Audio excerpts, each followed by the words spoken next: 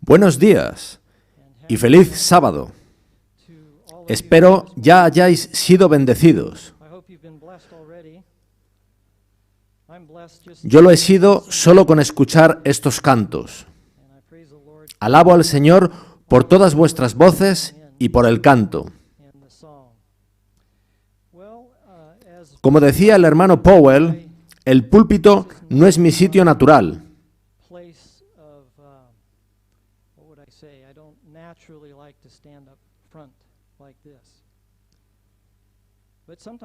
Pero a veces Dios prende fuego en el alma y no se puede guardar silencio.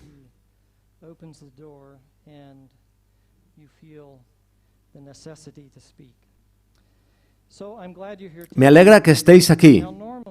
Normalmente no hago esta presentación en un culto divino, en parte porque cuando hago una serie, a menudo hay personas en la iglesia el sábado que quizá no asistieron el viernes por la noche o antes durante la semana.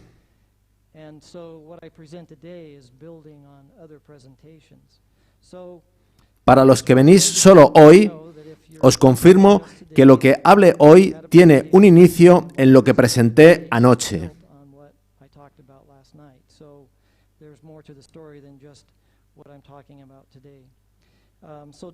De modo que, brevemente, os comento que anoche hablamos de cómo Dios ha escrito la historia en las Escrituras para nosotros, no solo para animarnos sobre su carácter o para contarnos sobre el gran conflicto o sobre el plan de salvación, sino también para prevenirnos de cometer los errores de nuestros predecesores. Por eso la Biblia contiene tantas historias de hombres y mujeres que erraron y con los que Dios tuvo misericordia. Algunos se arrepintieron y volvieron a Él, y otros no. Todas esas historias son advertencias para nosotros. Dios, por medio de un consejo inspirado, nos dijo también que nada tenemos que temer como pueblo en el futuro, a menos que olvidemos cómo nos ha conducido Él en el pasado. Y como sabéis, hoy en día muchos de nosotros oramos como iglesia e individualmente para que Dios derrame su espíritu, la lluvia tardía, sobre nosotros como pueblo. La esperamos y la anhelamos, pero creo que hay historias de nuestro pasado que deberíamos conocer para no repetir los mismos errores. Y de eso vamos a hablar hoy. Anoche hablamos de cómo levantó Dios este movimiento en los años 1840, de cómo estudiaron las creencias fundamentales de esta iglesia, de cómo Dios les envió el espíritu de profecía, manifestado en las enseñanzas y escritos de Ellen White, para guiarnos como pueblo. También hablamos de cómo nuestra condición laodicense apareció ya en aquella primera generación. Ya en 1852, Ellen White escribió que esa parte de Apocalipsis 3 no era de aplicación a las iglesias protestantes que habían rechazado el sábado, sino principalmente a nosotros, al movimiento adventista.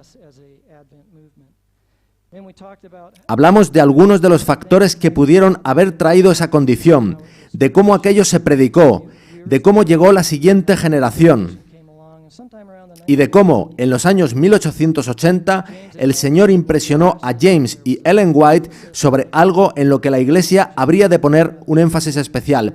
James White incluso experimentó una reconversión. Él empezó a predicar y a levantar más a Cristo, cambiando el dibujo que usaban para las campañas evangelísticas. Sin embargo, él optó por permanecer en Battle Creek, en vez de mudarse a donde él hubiera podido escribir sobre estos asuntos. Finalmente falleció, pero en su lecho de muerte, Dios prometió a Ellen White que levantaría a otros. Hablamos de cómo en 1882 Dios no solo sanó a Ellen White, sino que levantó a esos otros. Y yo creo que fue en cumplimiento de la promesa, para ayudar a levantar ante nosotros como pueblo ese mensaje de justicia por la fe. Hoy hablaremos de la Asamblea de 1888, pero antes quiero comentar algo sobre la lluvia tardía. Tengo una presentación donde hablo sobre ese asunto durante cerca de una hora, pero hoy solo veremos 2 diapositivas de ella. A veces se piensa que cuando llegue el Espíritu Santo, la lluvia tardía, seremos simplemente investidos de un poder nebuloso. Pero quiero recordar que la principal tarea del Espíritu Santo es alumbrar nuestras mentes. Justo antes de cruzar el Jordán, justo antes de morir, Moisés pronunció el cántico de Moisés. Esto es lo que dice en Deuteronomio 32, 1 y 2. Escuchad, cielos, y hablaré, y oiga la tierra los dichos de mi boca.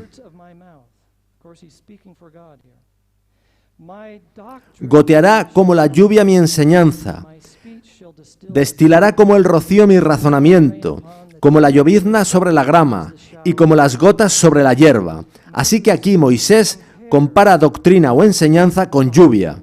Sería bueno tratar este asunto un sábado por la tarde y ver este símil a lo largo de todas las Escrituras.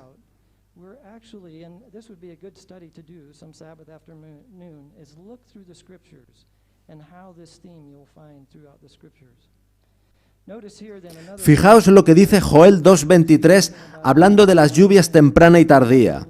Vosotros también, hijos de Sión, alegraos y gozaos en Jehová vuestro Dios, porque os ha dado la primera lluvia a su tiempo, y hará descender sobre vosotros lluvia temprana y tardía como al principio. Yo no soy un experto en hebreo, pero creo que vosotros dais hebreo en la universidad. S.N. Haskell recalcó que la expresión hebrea traducida como lluvia tardía podría ser traducida también como instructor de justicia.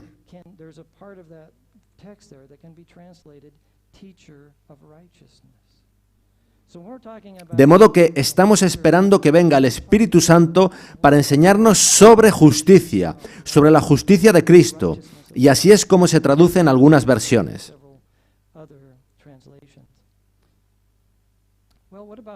Ahora, ¿es eso lo que sucedió en Pentecostés, cuando los discípulos oraron en comunión durante 10 días, poniendo al margen sus diferencias, y se arrepintieron y se derramó el Espíritu Santo? Fijaos en lo que Ellen White dice aquí. El Salvador sabía que cuando el Espíritu Santo descendiera sobre ellos plenamente, sus mentes se iluminarían y comprenderían en todo sentido la obra que se desplegaría ante ellos y la emprenderían justamente donde Él la había dejado. Comparad la percepción del reino de Dios que tenían los discípulos 2 días antes de la cruz con la que tenían 50 días después. Ellos estaban aún discutiendo cuál sería el más importante. Hasta ese punto malinterpretaban las lecciones que Jesús les había estado dando durante 3 años y medio. Pero después, cuando oraron y se derramó el Espíritu Santo, sus mentes se iluminaron y comenzaron a comprender lo que Cristo había tratado de enseñarles durante esos 3 años y medio. Veamos esta otra cita de Ellen White. Cuando el Espíritu fue derramado desde lo alto, la iglesia se inundó de luz, porque Cristo es la fuente que la genera. Su nombre estuvo en todos los idiomas. Su amor llenó cada corazón. Así que el Espíritu Santo es el representante de Cristo, y su deber y responsabilidad es presentar luz, verdad, doctrina y comprensión, y de ahí viene el poder. No se trata de un destello centelleante de luz, sino que es la verdad la que tiene poder. La cita sigue diciendo: así será cuando descienda el ángel del cielo con gran poder. Entonces la tierra será iluminada con su gloria. Así que, por comparación, ella dice que eso es lo que pasará en el tiempo del fin, cuando la lluvia tardía prepare al pueblo, enseñándole la verdad para el fuerte pregón. Otra cita más. Cuando el poderoso ángel desciende vestido con la panoplia del cielo y da fuerza al tercer ángel, el poder del mensaje es percibido por ellos. Ahí está el poder.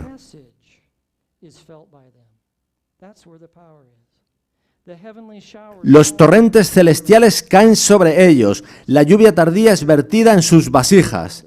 Ellen White hace ahí unos paralelismos. La lluvia tardía, los torrentes celestiales, es el poder de ese mensaje que Dios envía por medio del Espíritu Santo, el cual capacita al pueblo de Dios a dar al mundo el fuerte pregón. Y eso es por lo que la primera generación adventista había estado orando durante 40 años cuando se llega al verano de 1888. Ellen White había vuelto después de un par de años en Europa, de 1885 a 1887. Había luchas políticas. En el verano de 1888 el Congreso debatía una ley dominical nacional.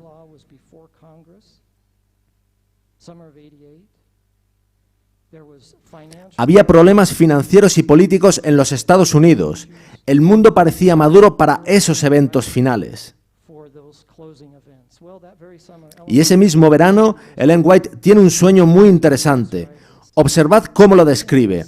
Yo estaba en una asamblea cuando un hombre de aspecto noble y majestuoso entró y tomó posición en el estrado y desenrolló algo que parecía como varias hojas atadas.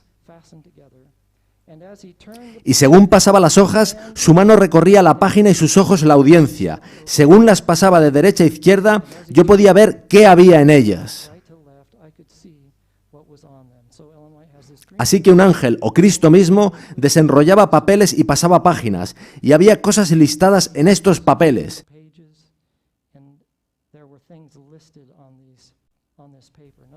Fijaos cómo sigue. Vi escritos nombres y pecados. Había pecados de todo tipo: egoísmo, envidia, orgullo, celos, maledicencia, hipocresía, libertinaje y odio y homicidio en el corazón por la envidia y los celos.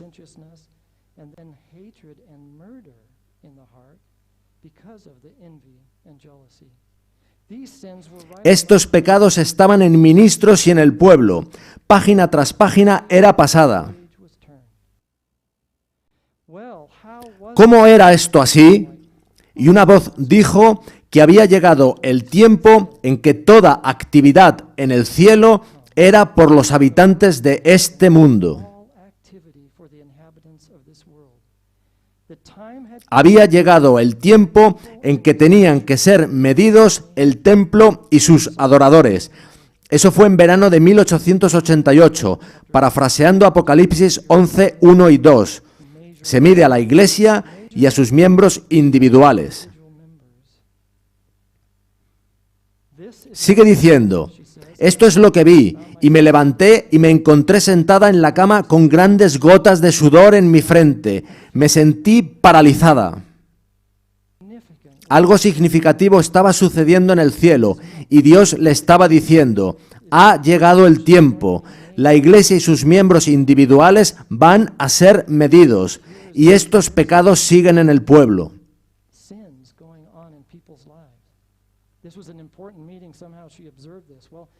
Es interesante que Ellen White tuvo sueños similares en otras ocasiones, y fijaos cómo cuenta ella uno de esos sueños. Durante la noche me pareció estar en una reunión presentando la necesidad e importancia de que recibamos el Espíritu. Esa era la preocupación de mi obra, la apertura de nuestro corazón al Espíritu Santo. En mi sueño, un centinela estaba a la puerta de un importante edificio y preguntaba a cada uno que procuraba entrar: ¿has recibido el Espíritu Santo? En su mano había un cordón para medir, y solo pocos, muy pocos, fueron admitidos en el edificio. Todos los que entran por esta puerta tienen el traje de bodas tejido en el telar del cielo. Así que fijaos que había dos factores: tener el Espíritu Santo y tener las vestimentas de la justicia de Cristo. Eso es lo que el centinela estaba midiendo. Sobre el sueño previo, el de verano de 1888, sigue diciendo: después de esto sucedieron algunas cosas que me causaron gran tristeza, y fue ahí donde me hundí bajo la carga. No cuidaba de mí misma, me habría abandonado hasta morir como nunca después sucedió. No tenía deseo de recuperarme, no tenía fuerzas ni siquiera para orar, y ningún deseo de vivir. Como estuve postrada durante 2 semanas, tenía esperanzas de que nadie intercediera en mi favor ante el trono de la gracia. Cuando llegó la crisis, parecía que moriría, y ese era mi pensamiento, pero no era el deseo de mi Padre Celestial. Así que este sueño que Ellen White tuvo en el verano de 1888 causó, junto con otras cosas, tan profunda impresión en ella que la enfermó y casi causó su muerte. De hecho, ella creía que moriría y esperaba que nadie orase por ella. pero hubo quien sí lo hizo, y el Señor terminó sanándola con un propósito. Ella fue tan impresionada por ese sueño que en agosto escribió una carta a los hermanos que se reunirían en la conferencia general. Fue una carta abierta dirigida a todos los ministros, y esto es lo que ella les decía. Tenemos la impresión de que este encuentro será el más importante de todos a los que hayáis asistido jamás. Se debería abandonar toda ambición egoísta y debéis suplicar a Dios que haga descender sobre vosotros su espíritu, tal como sucedió con los discípulos reunidos en el día de Pentecostés. Ella les dice que deberían estar preparándose para la lluvia tardía, así como los discípulos se preparaban para la lluvia temprana, orando juntos unos por otros, poniendo las diferencias al margen y buscando el Espíritu Santo.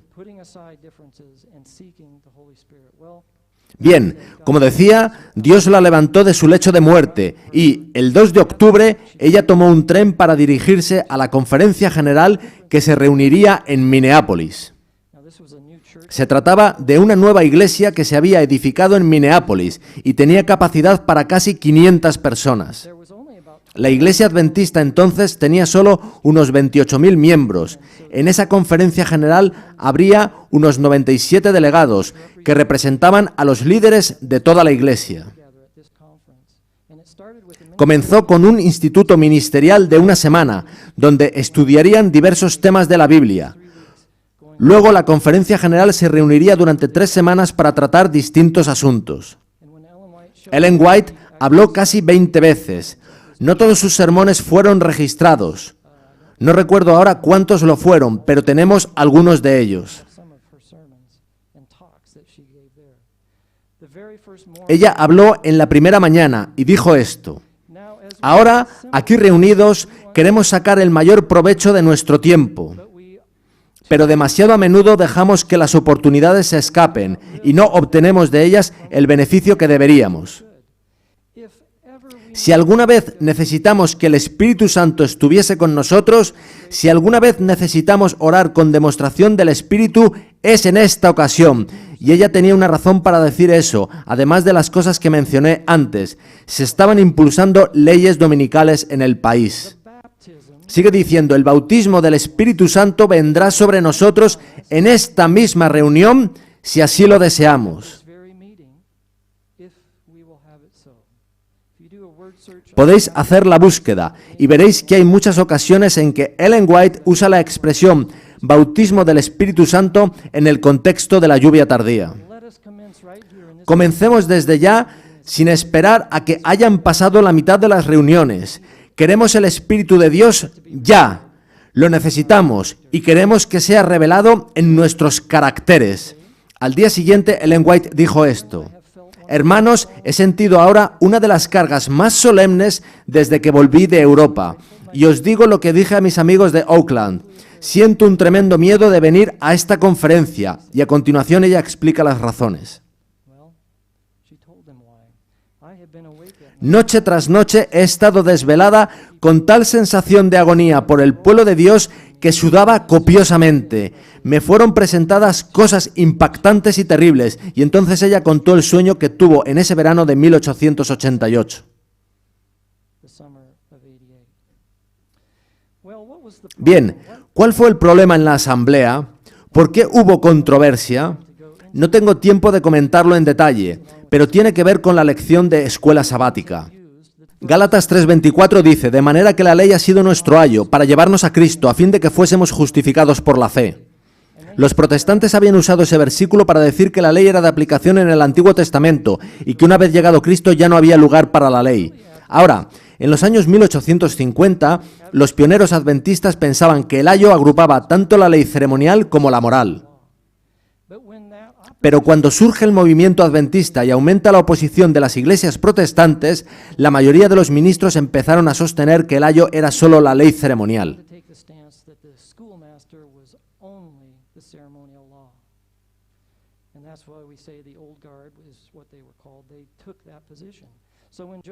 Así que cuando en 1886 Jones y Waggoner comenzaron a decir y a escribir que el ayo representa principalmente los 10 mandamientos, los cuales nos muestran nuestra necesidad de un Salvador, de Cristo, algunos de los ministros pensaron que estaban dejando de lado los 10 mandamientos, y eso es lo que arrancó parte de la controversia. Al segundo o tercer día de las reuniones ministeriales, G.E. Butler, el presidente de la conferencia, estaba tan preocupado con lo que estaba pasando que quedó enfermo en casa. Y escribió a Ellen White una carta de 39 páginas. Leed esa carta si tenéis oportunidad.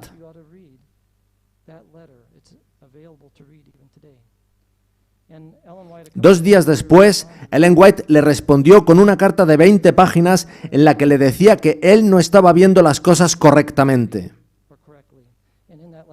En esa carta del domingo 14 de octubre, ella dice lo siguiente: el espíritu y la influencia de los pastores que han venido a este encuentro es generalmente el de desechar la luz. Tras la obra de esta noche se levantarán elucubraciones falsas, malentendidos crueles e injustos que obrarán en cada iglesia como la levadura y cerrarán los corazones al esfuerzo del Espíritu de Dios. La influencia de este encuentro tendrá un alcance tan grande como la eternidad. ¿Cuál era el problema? ¿Por qué esa oposición? Ya mencionamos algo, pero había también un espíritu de discusión. De hecho, el primer día del instituto ministerial, alguien había escrito en un encerado: la ley en Gálatas es la ley ceremonial. J.H. Morrison, el presidente de la conferencia de Iowa, había firmado con su nombre. Él estaba dispuesto para un debate. En el otro lado habían escrito: la ley en Gálatas es la ley moral. Morrison quería que Waggoner firmase ahí y que tuvieran un debate, pero Waggoner rehusó. W.C. White estuvo en las reuniones. Él tomó notas en las que decía que el estilo de Morrison era muy polémico, le encantaba debatir. También que Morrison mantenía que los adventistas siempre habían creído en la justificación por la fe, que sostenía que el asunto se había recalcado demasiado en la conferencia y que tenía miedo de que la ley pudiera perder su importancia. Sucedió algo más mientras Morrison estaba presentando su postura.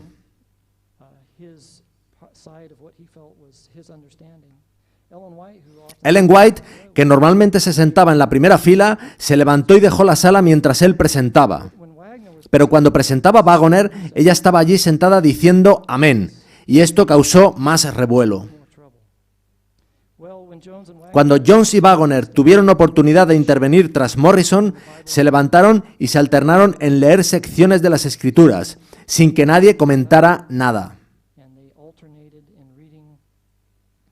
sections of the scripture without any comment, and when they got done, they sat down. 50 años después, R.T. Nash, que estuvo allí, lo cuenta así: esta fue su única respuesta y, sin comentario alguno, ellos se sentaron. Durante todo el tiempo de las lecturas hubo una silenciosa quietud de la vasta asamblea. Y yo creo que eso fue la actuación del Espíritu Santo, impresionando a la gente de que era la palabra inspirada lo que se estaba proclamando. Y desde luego impresionó. Bien, otro tema que se trató en aquella conferencia fue el tiempo de la lluvia tardía. La primera vez que Ellen White emplea la expresión el tiempo de la lluvia tardía fue ese día, 15 de octubre de 1888, en la reunión ministerial. Ella dijo así en su charla matinal: ya es hora de que despertemos del sueño, de que busquemos al Señor con todo nuestro corazón, y sé que lo encontraremos. Sé que todo el cielo está a nuestra disposición. Tan pronto como amemos a Dios con todo nuestro corazón y al prójimo como a nosotros mismos, Dios actuará a través de nosotros. ¿Cómo resistiremos en el tiempo de la lluvia tardía? ¿Quién espera tener parte en la primera resurrección? ¿Vosotros, que habéis estado abrigando pecado e iniquidad en el corazón? Vosotros fallaréis entonces. Ellen White les está preguntando cómo van a resistir en ese momento, en el tiempo de la lluvia tardía. Les dice que fallarán si abrigan iniquidad. En 1897 ella diría: con corazones contritos oremos más fervientemente para que ahora, en el tiempo de la lluvia tardía, los aguaceros de la gracia puedan caer sobre nosotros. En 1899 ella dijo: hace años llegó el tiempo para que el Espíritu Santo descendiese de un modo especial sobre los fervientes y abnegados obreros de Dios. Así que claramente, cuando en 1899 ella dice hace años, se está refiriendo a 1888. De hecho, G.B. Starr, que estuvo en Australia con ella 10 años, escribió en 1893 lo siguiente en una carta a A.T. Jones. La hermana White dice que hemos estado en el tiempo de la lluvia tardía desde la reunión de Minneapolis. Varios años más tarde, él escribió un manuscrito que decía lo siguiente: tuve el privilegio de asistir a la Conferencia General de Minneapolis. Allí se resaltó el asunto de la justicia por la fe como nunca lo había sido antes entre ministros adventistas del séptimo día. La hermana White estuvo presente y diariamente intervino con palabras decididas en la presentación de este asunto. Ella señaló que esto marcaba el inicio de la lluvia tardía y el fuerte pregón del mensaje del tercer ángel. Así de importante fue esta conferencia general. Dios había estado preparando las cosas para este tiempo y el pueblo había estado orando. El instituto ministerial terminó y comenzó la conferencia general propiamente dicha el 17 de octubre. Ellen White tuvo un sermón la mañana siguiente en el que dijo esto: hermanos y hermanas, en este tiempo hay gran necesidad de humillarnos ante Dios, a fin de que venga a nosotros el Espíritu Santo. Que Dios nos asista a fin de que su Espíritu pueda hacerse manifiesto entre nosotros. No debiéramos esperar a llegar al hogar para obtener la bendición del cielo. Los que han estado por largo tiempo en la obra han estado demasiado satisfechos esperando que los reaviven los aguaceros de la lluvia tardía. En otras palabras, no se mire al lejano futuro. Ahora es el tiempo para prepararnos y para estar abiertos a recibir aquello con lo que Dios quiere bendecirnos. En la mañana siguiente, 19 de octubre, ella dijo esto: deberíamos procurar que nuestras acciones sean tales que nuestro Salvador no aparte la mirada de ellas. Y fijaos en lo que dice ahora: Cristo está aquí esta mañana, hay ángeles y están midiendo el templo de Dios y a los que adoran en él.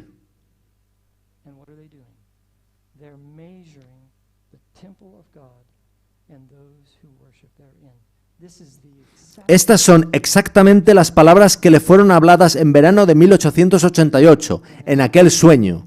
Lo que le fue mostrado en verano, que le produjo tanto temor, fue lo que observó en Minneapolis aquel 19 de octubre.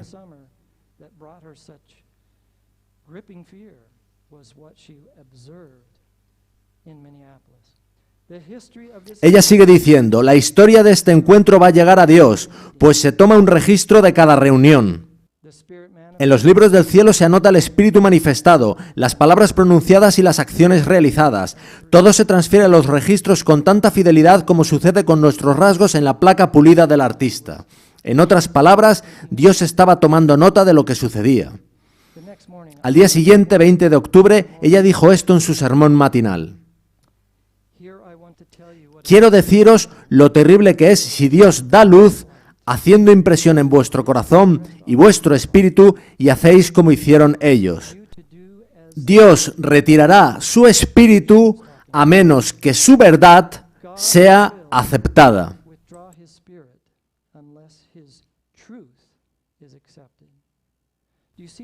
¿Veis la conexión? Cuando Dios envía su espíritu es porque está trayendo verdad a nuestro corazón. Si rechazamos la verdad, estamos rechazando el Espíritu Santo y éste puede retirarse. El 24 de octubre sería el último día en que Ellen White hablaría en la conferencia, aunque ésta se prolongó hasta la primera semana de noviembre. Ella dijo esto: nuestro encuentro está llegando ya a su fin y no se ha hecho ni una sola confesión, no se ha dado ni una sola oportunidad de penetrar al Espíritu de Dios. estaba comentando de qué sirve que nos reunamos aquí y que vengan nuestros hermanos en el ministerio si es solamente para apartar el Espíritu de Dios de su pueblo. ¿Cuál es la razón por la que el Espíritu de Dios no viene a nuestras reuniones? Es porque hemos edificado una barrera a nuestro alrededor. Hablo decididamente porque quiero que os deis cuenta de cuál es vuestra situación. Estos sermones que Ellen White dio en Minneapolis contienen algunos de los mayores llamamientos que ella hizo nunca.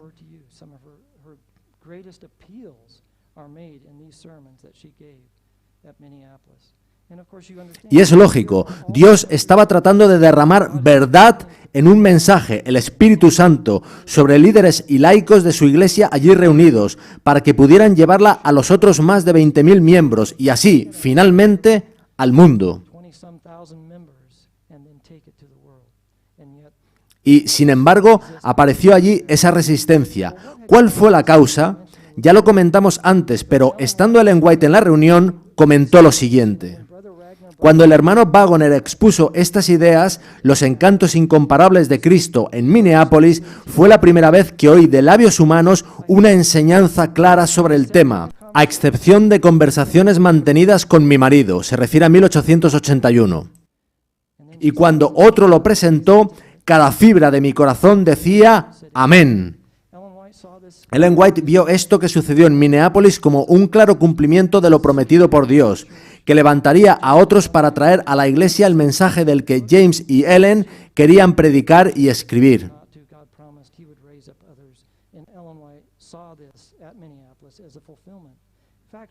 Algo similar diría en más sitios. Fijaos en esta cita. Tendré humildad de mente y estaré presta a ser instruida como un niño.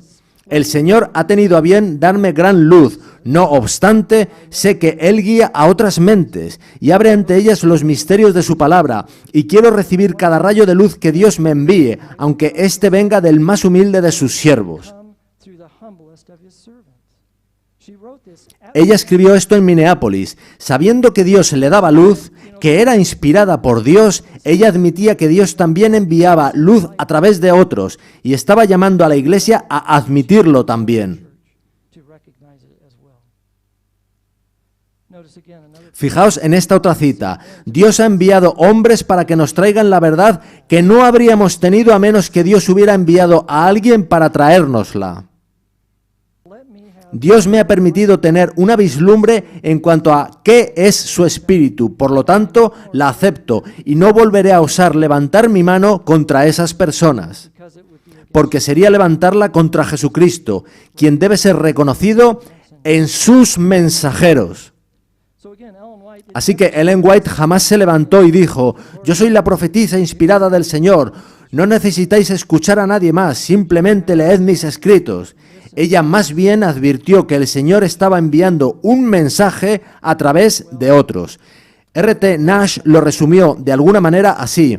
La actitud y palabras de E.G. White en aquel tiempo denotan claramente que ella apoyó al 100% a los pastores Jones y Waggoner en el mensaje que ellos estaban presentando en la reunión de la conferencia general.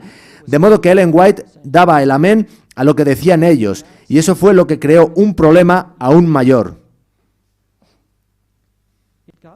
La cosa se puso tan mal que hubo incluso protestas hacia Waggoner y Jones durante las reuniones.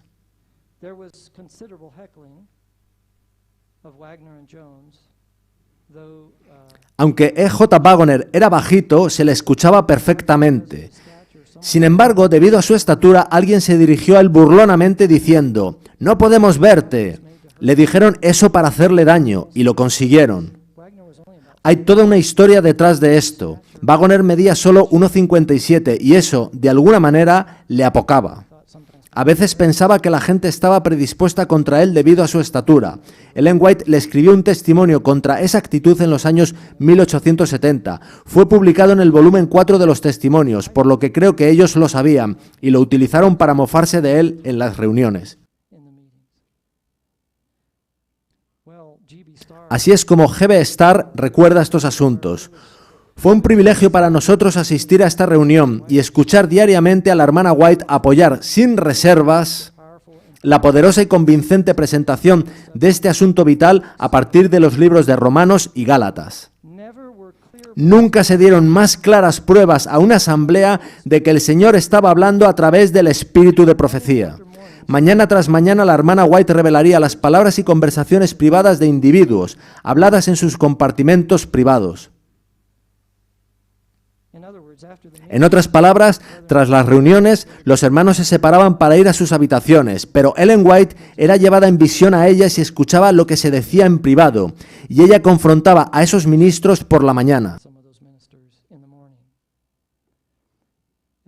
F. H. Westphal dijo lo siguiente: contaré lo que recuerdo de la Conferencia General de 1888 en Minneapolis. Aún resuena en mis oídos cómo la hermana White llamaba fervorosamente a aceptar el mensaje de la justificación por la fe. Ella contó que fue llevada en visión de habitación en habitación donde los delegados estaban alojados en Minneapolis y oyó su conversación ridiculizando el mensaje de justificación por la fe. Ellos decían que la hermana White se estaba haciendo vieja y pueril y que estaba en manos de esos jóvenes, Jones y Wagoner, quienes la habían influenciado para defenderlos en lo que enseñaban. Hasta ese punto llegó el asunto. En vez de creer a Ellen White en persona, ellos pensaron que estaba siendo influenciada y controlada por Jones y Wagoner.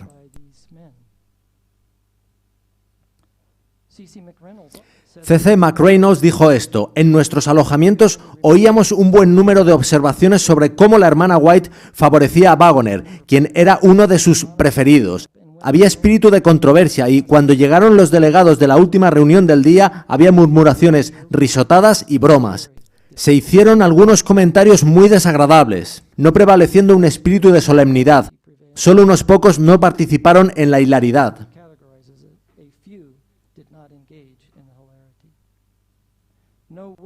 No se guardó el tiempo de adoración. Hubo cualquier cosa excepto la solemnidad que debería haberse sentido y manifestado en una ocasión así. R.T. Nash dijo: muchos que asistieron a las reuniones de esa conferencia saben lo que ocurrió. Cuando Cristo fue levantado como la única esperanza de la Iglesia y de todos los hombres, los oradores encontraron una unánime oposición de casi todos los ministros experimentados. Ellos trataron de poner freno a esta enseñanza de los pastores Wagoner y Jones. A esos niveles llegó el asunto en Minneapolis. Y por no ahondar demasiado en el asunto, estoy presentando únicamente una panorámica global de lo que sucedió en aquellas reuniones.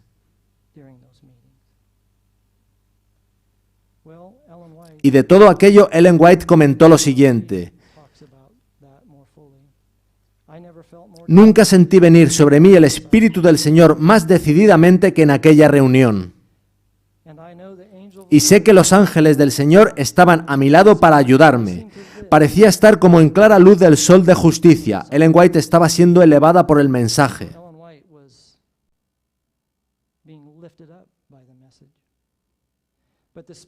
Pero el espíritu que prevaleció en esa reunión no fue el Espíritu de Dios. Yo tenía que dar decidido testimonio contra el espíritu que estaba prevaleciendo, pero mi testimonio fue tratado con indiferencia como si fuera un cuento vacío. Fui acusada de ser influenciada por mi hijo W.C. White y por los pastores A.T. Jones y E.J. Wagoner. Y esto es lo que cuenta ella de lo que le mostró el ángel. Estando en Minneapolis me ofreció seguirle de habitación en habitación para que pudiera oír lo que ellos comentaban. Presencié mucho del estilo del enemigo. No oí ni una palabra de oración, pero sí oí mencionar mi nombre en modo crítico y agraviante.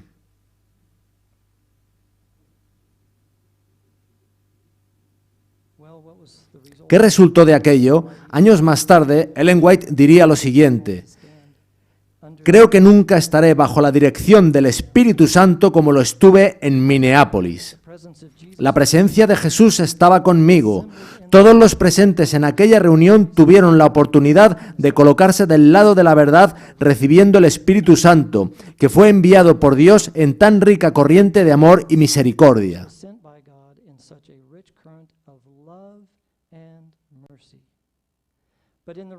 Pero en las habitaciones ocupadas por algunos de nuestro pueblo hubo ridiculización, crítica, burlas y risas. Las manifestaciones del Espíritu Santo fueron tildadas de fanatismo.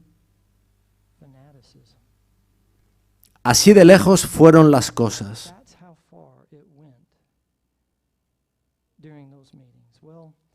El 24 de octubre, Ellen White decidió que no tenía sentido quedarse en las reuniones porque la gente no iba a escucharla, así que preparó su equipaje para irse. Pero esa noche llegó un ángel y le dijo: el Señor te ha levantado para esta obra, sus brazos eternos te sostendrán. En otras palabras, el ángel le dijo que la razón por la que no había muerto ese verano era para estar allí, en su puesto del deber. El ángel continuó diciéndole: a partir de esta reunión se tomarán decisiones para vida y para muerte. No hay necesidad de que nadie perezca. Pero el orgullo espiritual y la confianza propia cerrarán la puerta a Jesús y al poder del Espíritu Santo. Eso fue lo que sucedió, pero me agrada saber que el ángel no se dio por vencido.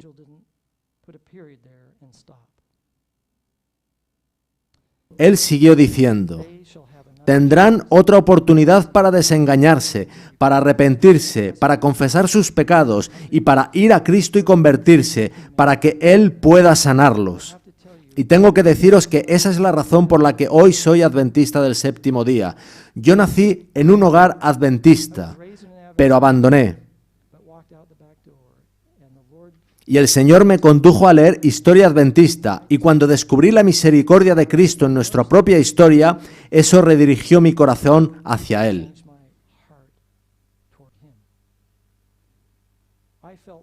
Yo sentía como si Él hubiera mentido acerca de su venida, y entonces me di cuenta de que durante más de 100 años Jesús ha estado anhelando retornar.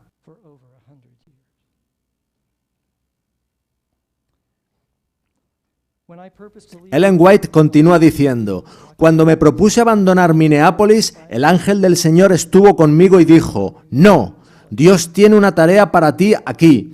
Ellos están reproduciendo la rebelión de Coré, Datán y Abiram. No es a ti a quien desprecian, sino a los mensajeros y al mensaje que yo envío a mi pueblo. A menos que cada alma se arrepienta de su pecado, esta no santificada independencia que insulta al Espíritu de Dios, ellos caminarán en tinieblas. No querrían que Dios manifieste su Espíritu y su poder, pues hay en ellos un espíritu de mofa y disgusto con mi palabra. Pensad cómo podía sentirse Dios llegados a ese punto, cuando quería derramar su Espíritu Santo y envía un mensaje rico en amor y misericordia, la justificación por la fe, la ley y el Evangelio combinados. Ellen White lo resumiría de las siguientes maneras: esta reunión ha sido la experiencia más triste de mi vida. La posición y obra que Dios me asignó en aquella conferencia fue ignorada por prácticamente todos. La rebelión fue generalizada. Su curso de acción fue un insulto al Espíritu de Dios. Ahora, olvidé comentarlo al comenzar. No estoy tratando de apedrear a nuestros pioneros. Muchos de ellos dieron sus vidas por la causa. Pero en aquella reunión, algunos de ellos, que en el pasado habían hecho grandes cosas, de alguna forma malinterpretaron lo que estaba sucediendo y acabaron en el lado equivocado. Algunos de ellos se arrepintieron y gracias a Dios que perdona, pero aún así hubo consecuencias. David cayó y se arrepintió, pero su vida tras su adulterio y tras hacer morir a Urías no fue como lo había sido antes.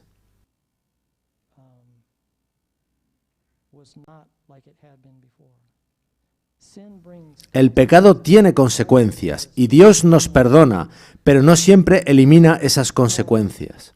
Ellen White toma la cita que dice que Cristo fue herido en casa de sus amigos y lo aplica a lo que sucedió en Minneapolis. Nosotros lo aplicamos a su primera venida y es así. Ella lo aplica a Minneapolis.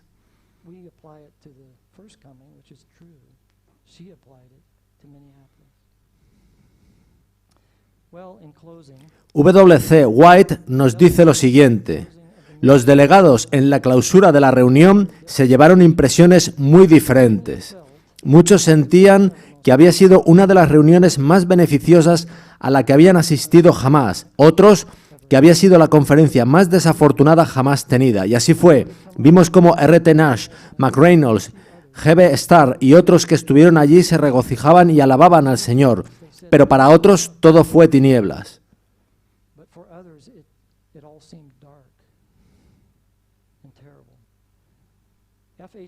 Se dijo lo siguiente de F.H. Westphal. El mensaje en Minneapolis se hizo más precioso para el corazón de Westphal. Él declaró, fue dulce música para mi alma. Él volvió a Plainfield, Wisconsin, y dijo en su iglesia que la lluvia tardía había comenzado. Como resultado, un granjero vendió su granja, puso mucho de su dinero en la obra del Señor, comenzó a colportar y finalmente fue ordenado como ministro. Así que Westphal se regocijó, pero muchos otros no. Esto es lo que sucedió en Minneapolis. Ellen White hizo una declaración muy interesante en su última charla, el 24 de octubre de 1888. Esto es lo que dijo a los ministros a los que hablaba. Esta es la última reunión de ministros que tendremos a menos que ustedes deseen reunirse solos. Si los ministros no reciben la luz, yo quiero dar una oportunidad al pueblo. Quizá ellos puedan recibirla. Y eso es lo que sucedió. Al año siguiente, Ellen White, junto con Jones y Wagoner, y también Haskell, Prescott y otros, Loughborough también se uniría más tarde, organizaron reuniones campestres y comenzó a haber reavivamientos por todo este país. Y esta tarde quiero hablaros acerca de algunos de esos reavivamientos. Pero no creo que podamos entender la importancia de esos reavivamientos a menos que comprendamos el contexto de cómo sucedieron y el mensaje que trajeron consigo. Y lo que encuentro tan interesante es que el primer lugar al que fueron fue a la Academia de South Lancaster, a la gente joven.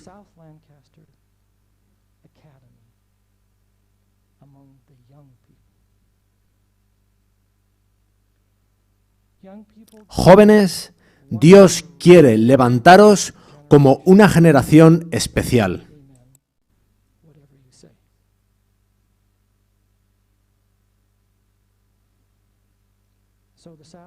Así que esta tarde repasaremos lo que sucedió cuando se presentó la historia de la cruz en toda su simplicidad.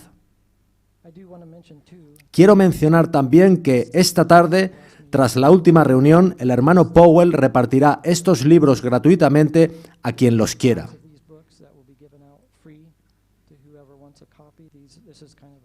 Se trata de una especie de compilación de algunos de los artículos que escribieron Jones y Wagoner.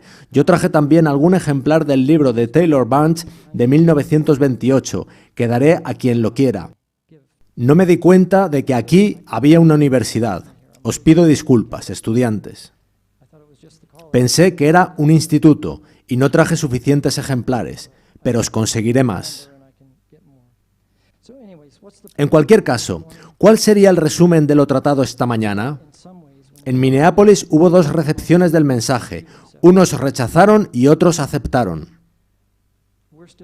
Pero aún estamos aquí en 2018 y oramos por la lluvia tardía. Y mi esperanza es que aprendamos algunas lecciones de nuestra historia. Porque Dios va a traer nueva luz y verdad del cielo. En realidad no será nueva luz, pues ha estado siempre en las Escrituras, pero nos dará revelación de esa luz. Y queremos estar abiertos y preparados para aceptarla. Y este es el tiempo de prepararnos. Creo que tenemos un himno para concluir. Levantaos conmigo, por favor. Se trata del himno 268. Espíritu Santo, luz divina.